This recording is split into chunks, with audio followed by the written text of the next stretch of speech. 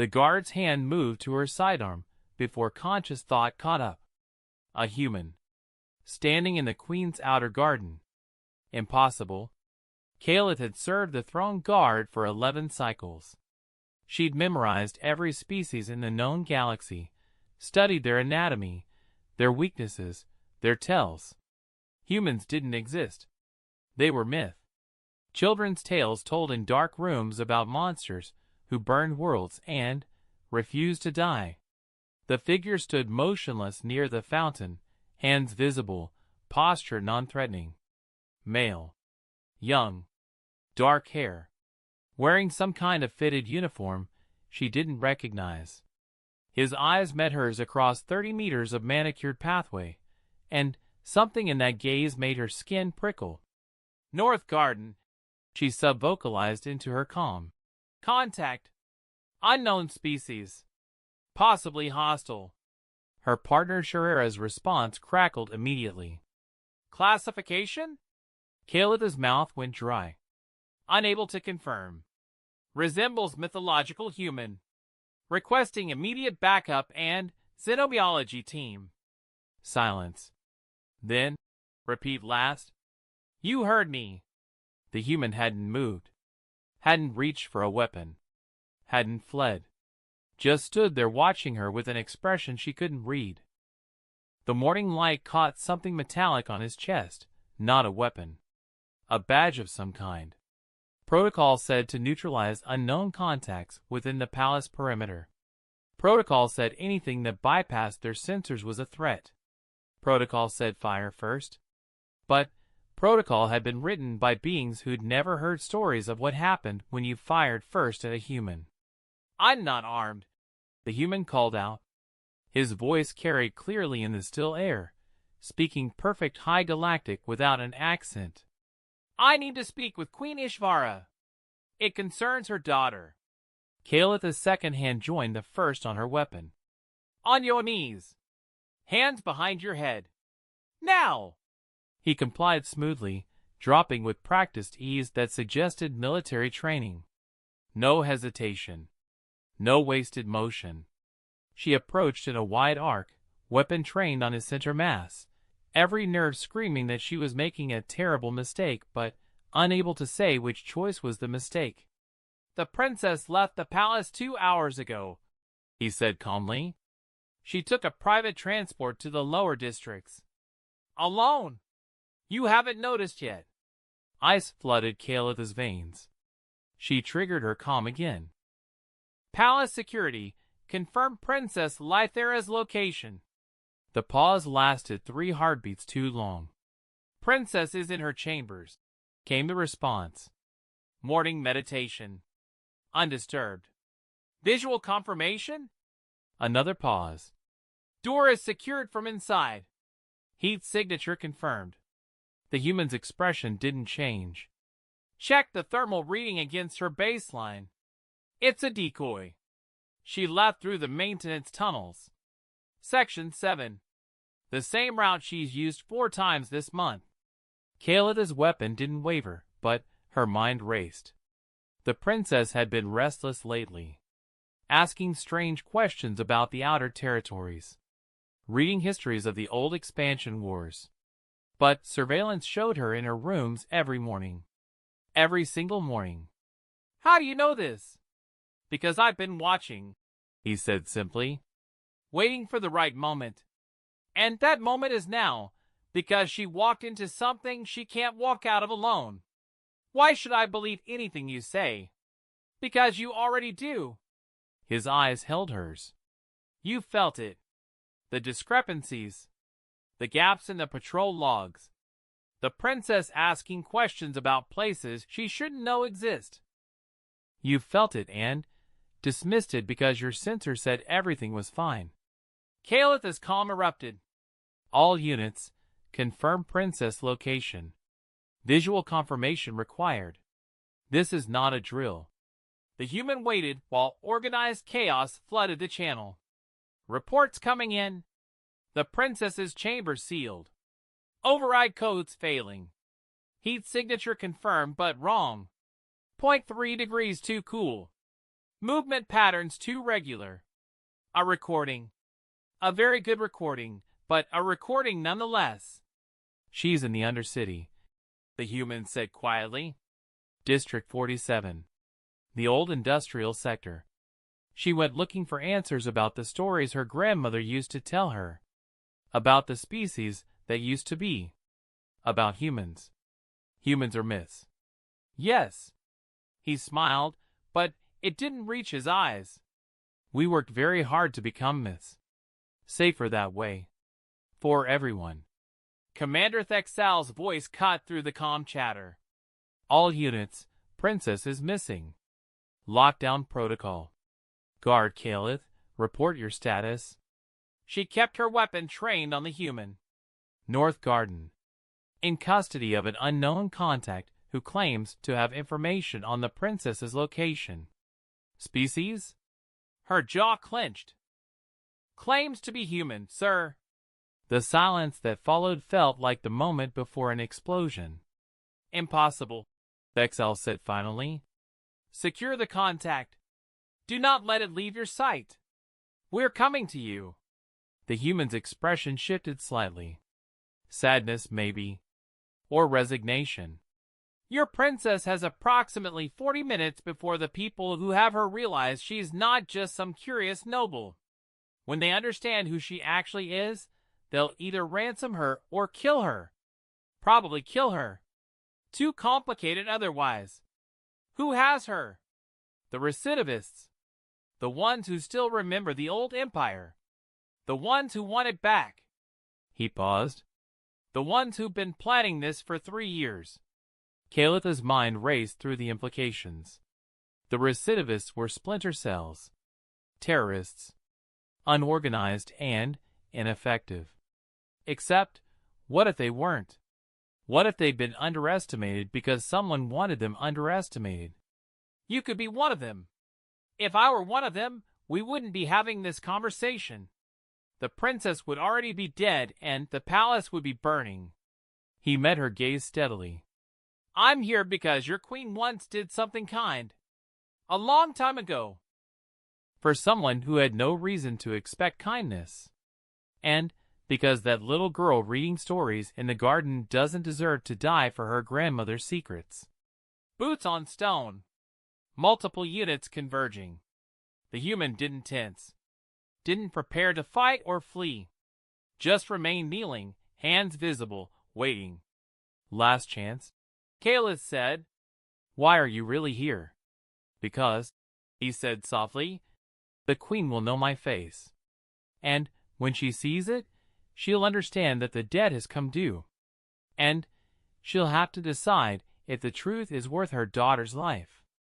Queen Ishvara sat perfectly still as they showed her the holographic projection. The human, kneeling in her garden, surrounded by 30 armed guards. Her primary advisor, Moltek, stood at her right shoulder. Shall we execute it, Your Majesty? The creature clearly represents a threat to leave us. Her voice cut through his words like a blade through silk. Your Majesty, protocol demands, now. The chamber emptied in seconds. Only Caliph remained, standing at attention, having delivered her report with admirable precision despite the impossibility of what she witnessed. You said he asked for me by name. Yes, Your Majesty. He said you would recognize him. He said. Caliph hesitated. He said to tell you that Tavern kept his promise. The Queen's expression didn't change. Couldn't change. Not with Caliph watching. Not with recorders running. Not with the entire palace on alert. But her hands, folded in her lap, trembled once. The princess, she said. His information? We've confirmed she's missing, Your Majesty. The thermal decoy was sophisticated. Military grade. Someone helped her. Or someone allowed her to think she'd escaped. The Queen rose, moving to the window that overlooked the north garden. From here, she could just make out the ring of guards. The figure at their center. How long has he been waiting? Unknown, Your Majesty. He claims to have been observing the palace for some time, and our sensors detected nothing. No, Your Majesty. Ishvara's reflection in the glass showed none of her thoughts. She'd been 17 when she met Tavrin, a minor princess, fourth in line, irrelevant, sent to negotiate a minor trade dispute in the outer territories because it was good practice and no one important enough to matter could be bothered. The human settlement had been small, 30 individuals, maybe 40, living quietly on an unclaimed moon, causing no trouble, breaking no laws, simply existing where they shouldn't exist because their species was supposed to be extinct. She'd been ordered to report them, to call in the military, to eliminate the threat. Instead, she'd sat in their small gathering hall and listened to Tavrin tell stories about Earth, about the homeworld that burned, about the exodus that scattered humanity across the dark spaces between stars, about the choice they'd made to disappear rather than continue the war that was consuming the galaxy. If we stop being real, he'd said, we stop being worth fighting over. We become ghosts, myths, and maybe that's what we should have been all along. She'd given them 3 days' warning before the military arrived. Enough time to vanish. Not enough to be traced back to her. They'd thanked her. Tavrin had looked her in the eye and said, if you ever need us, we'll remember this. 43 years ago. Before she became queen. Before she had a daughter. Before she'd spent 4 decades convinced that act of mercy had been the right choice. Bring him to me, she said. Alone. No guards inside the chamber. You'll wait outside. Your Majesty, security protocol is my decision to modify. She turned from the window. He's had dozens of opportunities to kill me if that were his intention. The fact that I'm still alive suggests he wants something else. He wants to trade information about the princess for nothing. The queen's voice was soft. He's here to collect a debt. I'm here to pay it. Kalitha's training warred with her instincts. Your Majesty, you're dismissed, guard. Send him in. The wait felt endless. Ishvara stood at the center of her private receiving chamber, hands steady now, mind racing through scenarios. If Lythera was truly in danger, every second mattered. If this was an elaborate trap, she was walking into it with open eyes. Either way, the human had chosen his leverage perfectly. The door opened. The human who entered wasn't Tavrin. Too young. But the resemblance was undeniable. Same dark hair. Same careful movements. Same expression of cautious respect. Your Majesty. He bowed. Perfect form. My name is Marcus Tavrin. My grandfather spoke of you often. Spoke. She caught the past tense. He's dead. 12 years ago. Natural causes. He was very old. Marcus straightened. He made me promise that if the day ever came when the debt needed to be called, I would honor it. That day is today. My daughter is in immediate danger. But that's not why I'm here. He pulled a small data crystal from his pocket, moved slowly, kept his hands visible. Your daughter discovered something she wasn't supposed to discover. An archive, hidden in the old palace foundations. Records from the expansion wars. Specifically, records of human settlements. Their locations. Their populations. Their disposal. Ishvara's blood ran cold. Those records were destroyed. No, Your Majesty. They were hidden. By your grandmother, Queen Kathera. She kept them as insurance. As proof. As leverage, perhaps, if humanity ever returned seeking revenge. Marcus placed the crystal on the table between them. Your daughter found them 3 months ago. She's been investigating. Asking questions. Drawing attention. From whom? The recidivists, primarily. They see the records as proof that the old empire was justified, that humans were the monsters they needed to be destroyed. They want those records public. He paused. But there are others. Factions within your own government who know what those records really prove. That the genocide was unprovoked. That humanity was peaceful until we made them otherwise. That everything built on those lies would collapse if the truth emerged. So they took my daughter to silence her. No, Your Majesty. They took your daughter to draw you out. To force you to make a choice. Reveal the records and destroy the Empire's legitimacy. Or let your daughter die and maintain the lie. The Queen's hands clenched. You're here to help me save her. I'm here to tell you that you can't save her. Not through force. Not through negotiation. Not through any conventional means. Marcus met her gaze. But there is another way. What way? Let humanity save her. The words hung in the air like a challenge. Like a threat. Like a promise. You want to reveal yourselves. We want, Marcus said carefully, to stop hiding. We've been watching. Waiting. Building. We're not the scattered refugees my grandfather led into exile. We're organized. We're strong. And we're tired of pretending we don't exist while the galaxy spins the same lies that nearly destroyed us once before. You want a war. We want recognition. His voice hardened slightly. We want acknowledgement.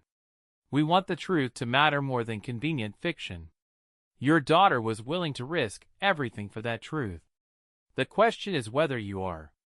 Ishvara moved to her desk, pulled up the secure channel. How many? How many what? How many humans are there, Marcus Tavern?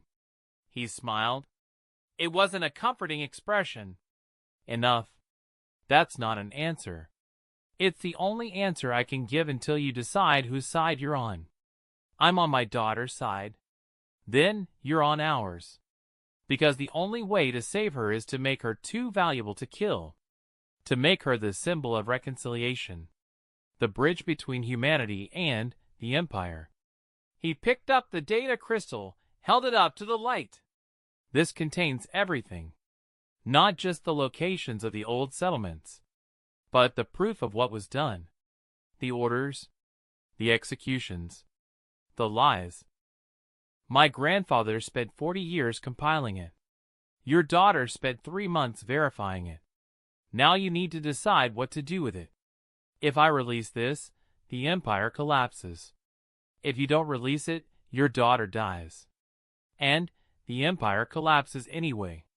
Just slower. Bloodier. With humanity forcing the truth instead of you offering it. Ishvara stared at the crystal. 43 years. That's how long she'd carried the weight of that one act of mercy. That one choice to look the other way while ghosts slipped into the darkness. And now those ghosts wanted payment. Where is she? District 47. Warehouse Complex. Subsection Delta. They're holding her in this central structure. 42 hostiles. Military training. Well armed.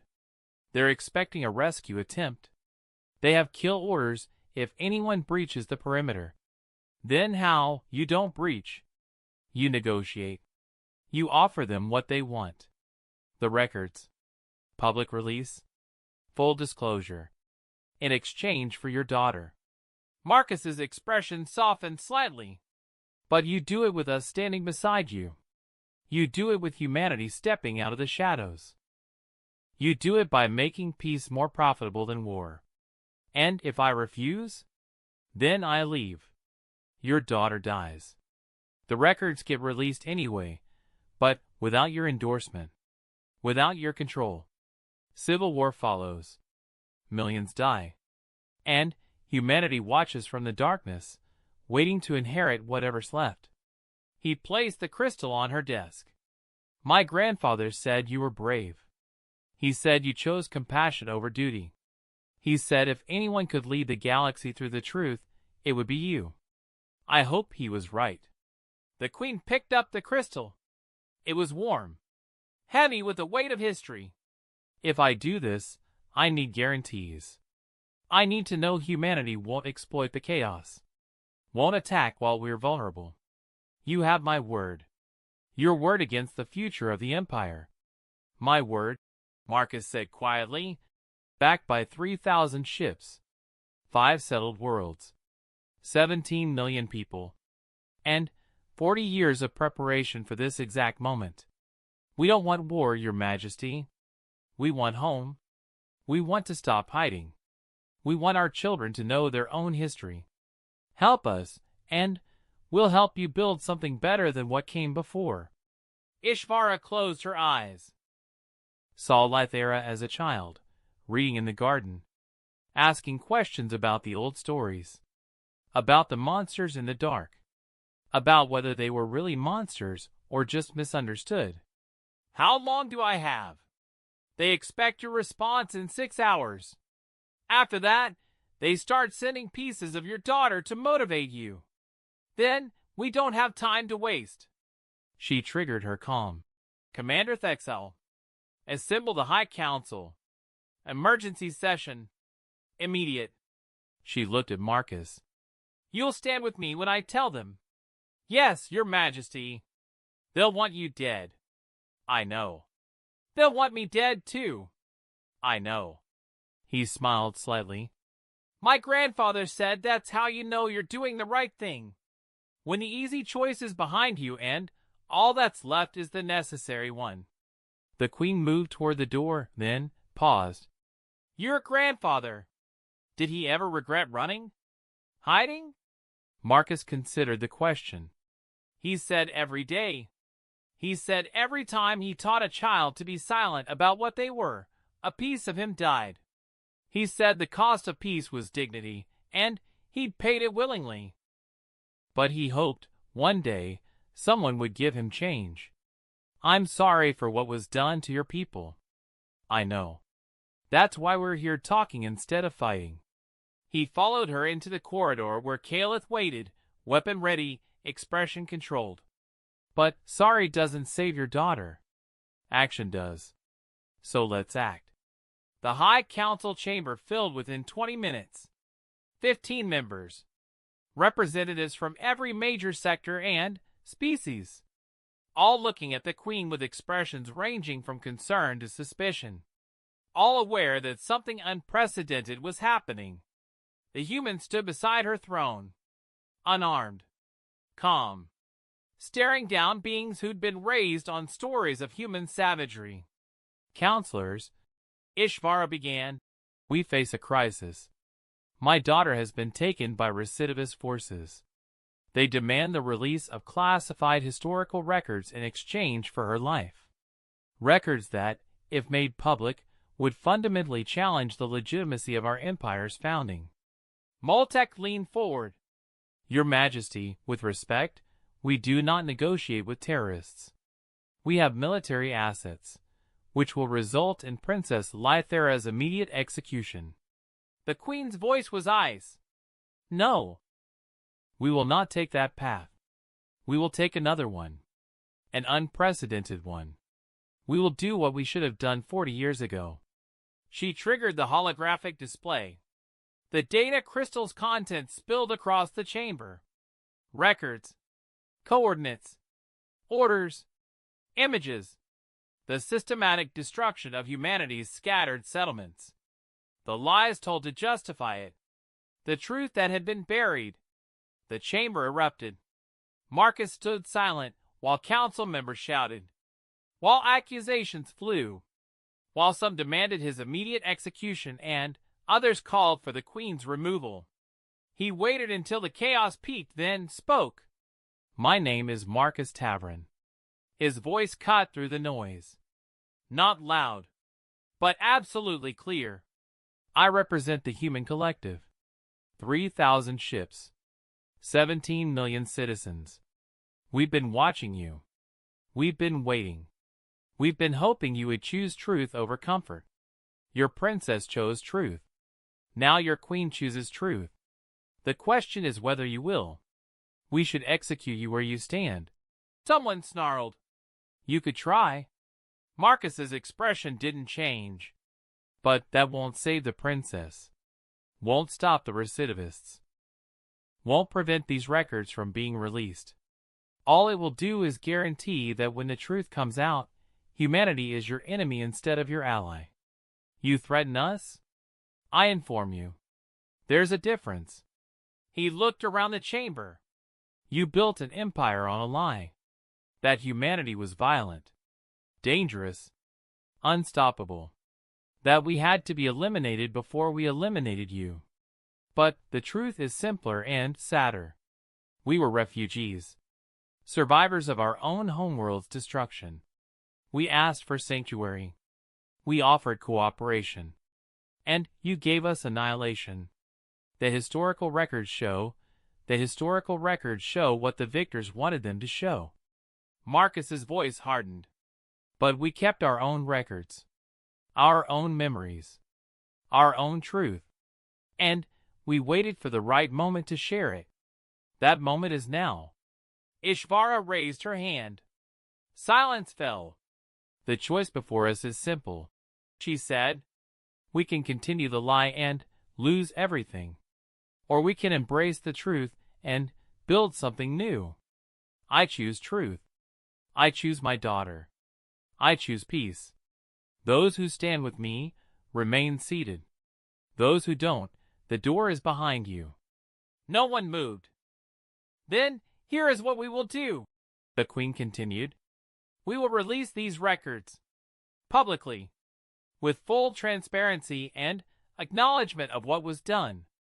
We will offer humanity formal recognition, a seat at this council, reparations, territory, everything we denied them before. Your Majesty, Moltek's voice shook, the political ramifications will be severe. Yes, but they will be nothing compared to the alternative. Nothing compared to civil war. Nothing compared to humanity revealing themselves as enemies instead of allies. Nothing compared to the death of my daughter and the collapse of everything we built. She looked at Marcus. Tell me what you need. A ship. Fast. Armed. Crewed by both humans and your people. We go to District 47 together. We make the offer together. We show them that the future isn't human versus everyone else. It's all of us versus the past. He paused. And we bring the princess home. Caleb stepped forward. Your Majesty, I volunteered to accompany the delegation. Denied. You're needed here.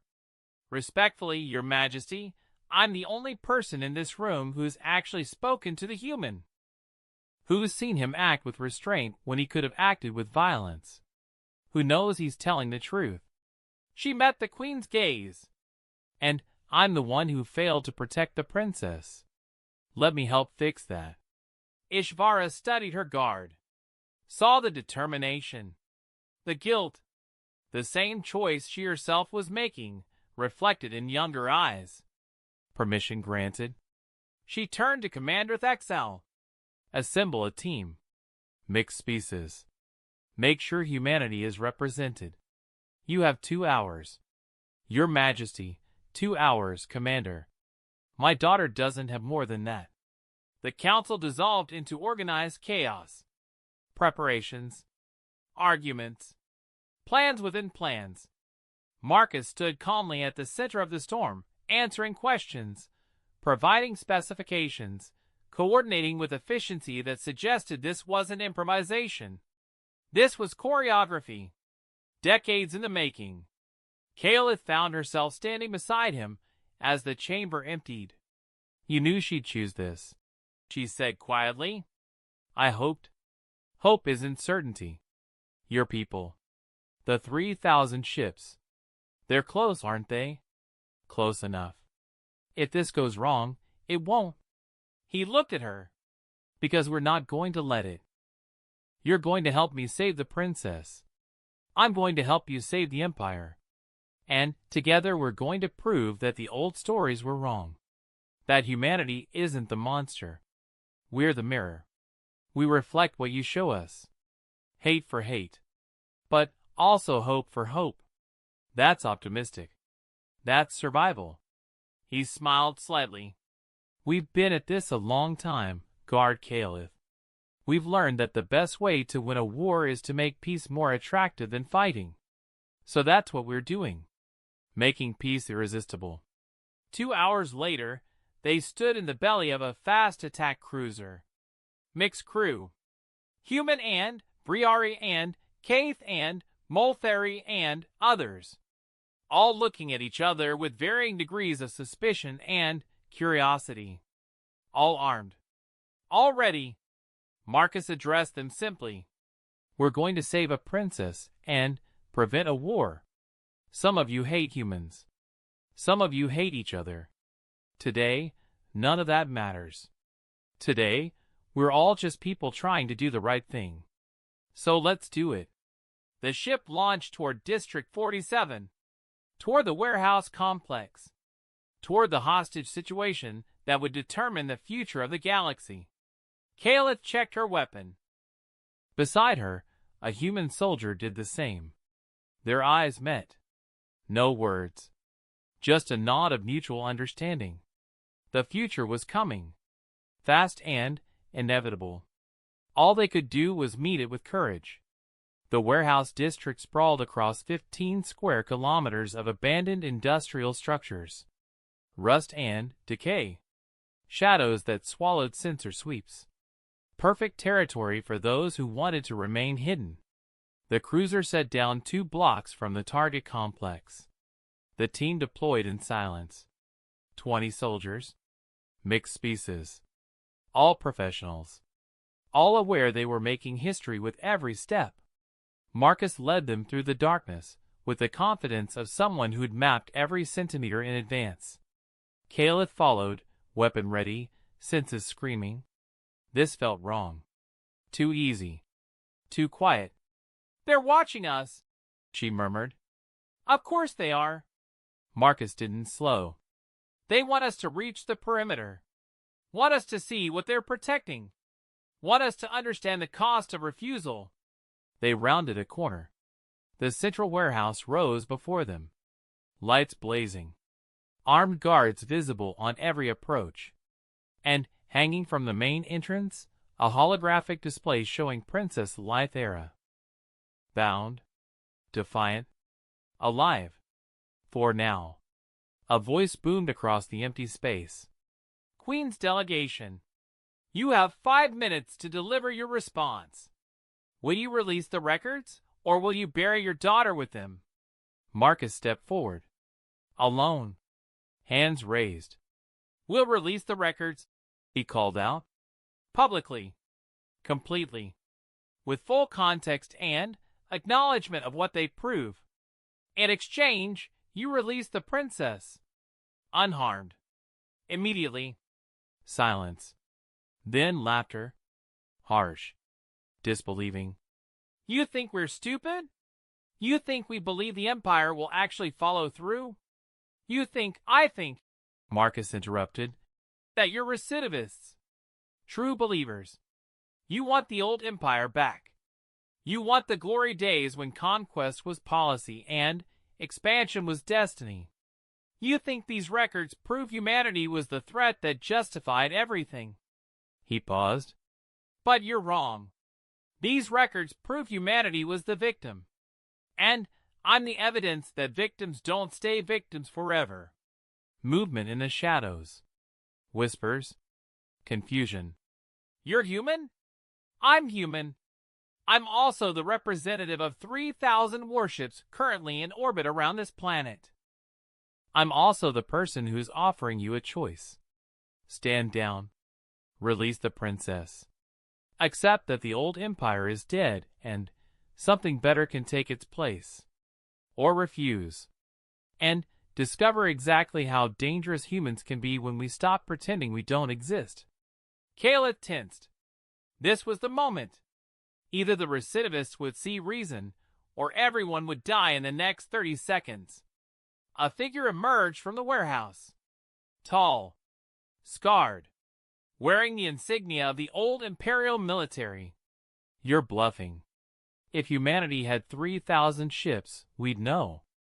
Our sensors can't detect us when we don't want to be detected. Ask the Queen.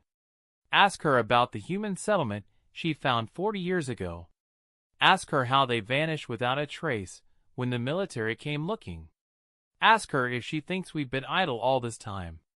Marcus's voice carried absolute conviction. We've been building, waiting, preparing for the day when hiding stopped being survival and started being surrender. That day is today. You can be part of the new future, or you can die defending the old past. Choose quickly. The scarred figure studied him. Calculations visible behind suspicious eyes. Weighing odds. Considering options. Prove it. Prove you have ships. Marcus touched his comm, spoke one word. Now! The sky ignited. 3,000 ships, decloaking simultaneously, created a light show visible from the surface. Not threatening positions. Not weapons hot. Just there. Undeniable. Impossible to miss or misinterpret. We could have killed you all at any point, Marcus said quietly. We chose not to.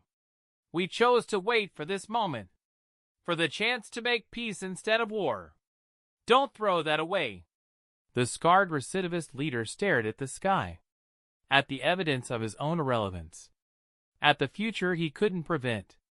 Release the princess, he said finally. Get her out of here. Lythera emerged minutes later. Bruised but walking. Defiant even in captivity. She saw her mother's guard and smiled. Saw Marcus and froze. You're actually real, she whispered. Yes, Your Highness. We're real. We've always been real. We were just waiting for someone brave enough to look for the truth instead of believing the comfortable lie. He bowed slightly. Your mother sends her regards. And her thanks. You started something today that will change everything. They returned to the palace as dawn broke. The Queen waited in the private landing bay. No ceremony. No guards. Just a mother and daughter reuniting while the galaxy shifted beneath their feet. Ishvara held Lythera tight, then looked at Marcus over her daughter's shoulder. Thank you. Thank my grandfather. He's the one who believed this was possible. Will I meet him? He's been dead 12 years, Your Majesty. But his dream lived long enough to see this day. Marcus stepped back. The council awaits your announcement. The records are ready for release. Humanity is ready to step into the light. All that remains is for you to take the final step. The Queen addressed the galaxy 3 hours later, standing beside a human representative, with her daughter at her side, with the truth displayed for all to see. The Empire didn't collapse that day, but it changed. Fundamentally. Irrevocably. What emerged from the chaos wasn't the old order restored or a new order imposed. It was something stranger and more hopeful. A recognition that truth, however painful, was better than the most comfortable lie. Humanity took its place among the recognized species. Not as conquerors. Not as victims. Simply as people who'd survived and refused to disappear. And in a small garden, years later, Kayla stood guard while Princess Lythera read stories to her own daughter. Stories about the ghosts who became real. About the truth that set everyone free. About the day the galaxy learned that humanity existed not in stories, but in the spaces between stars, waiting patiently for the moment when hiding was no longer necessary. The little girl looked up from her book. Are humans scary? No, Lythera said softly. They're just people. Like us. Different, but the same. And that's what makes them family. Kayla smiled. In the distance, ships moved through the sky. Human and otherwise. Together. Building the future one careful step at a time. The old stories were wrong. But the new ones were just beginning.